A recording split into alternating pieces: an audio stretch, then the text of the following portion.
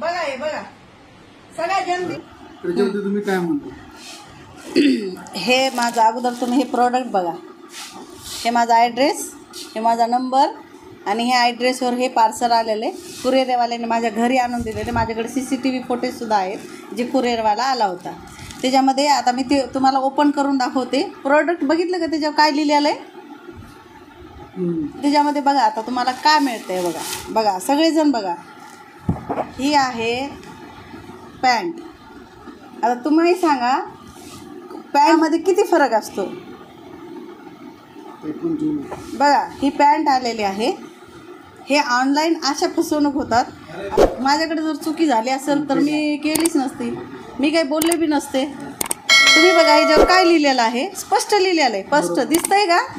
बघा सगळेजण, ह्याच्यामध्ये स्पष्ट दिसतंय की मी हे मागले हे प्रोडक्ट आलेलं आहे.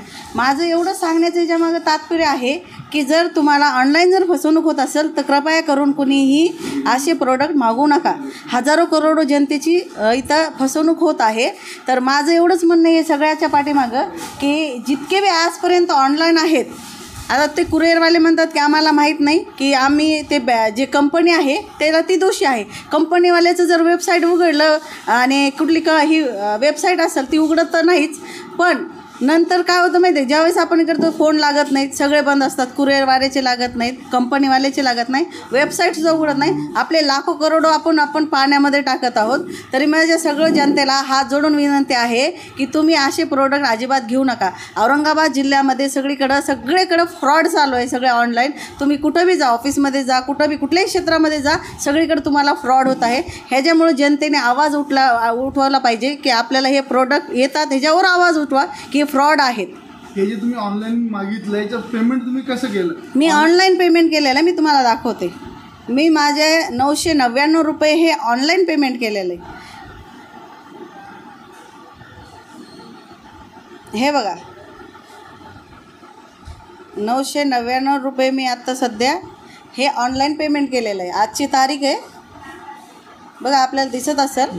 मी ऑनलाईन पेमेंट केलेलं आहे 999 रुपये कोटक महिंद्रा बँकेच्या ह्याच्यातून केलेलं आहे. बघा तुम्हाला दिसत असेल. मी आता ऑनलाईन पेमेंटसुद्धा केलेलं आहे.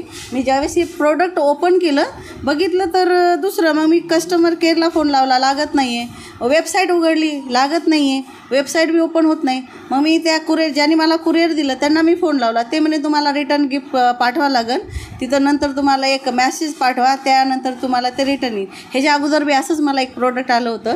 रजई म्हणून मला बेडशीट दिलं होतं, ते 50 रुपयाचं होतं. यापुढची भूमिका काय असणार? मी एवढंच हे सांगणार आहे की मी ह्याच्या खिलाफ एक ॲक्शन घेणार आहे. सगळ्या औरंगाबादमध्ये जितके बी कुरिअर आहेत सगळ्याला जाऊन मी तिथं जाऊन चेक करणार आहे आणि सगळे जितकी सगळ्या पोलीस स्टेशनमध्ये जी मी कंप्लेंट देणार आहे, ज्या एरियामध्ये आहेत त्यांनी तिथं जाऊन ते चेक करा की हे लिगली आहेत की नाही. ह्यांच्याकडं आता ही शॉप आहे, तुम्ही बघत असताल, हे कुरिअरचं ऑफिस आहे पूर्ण.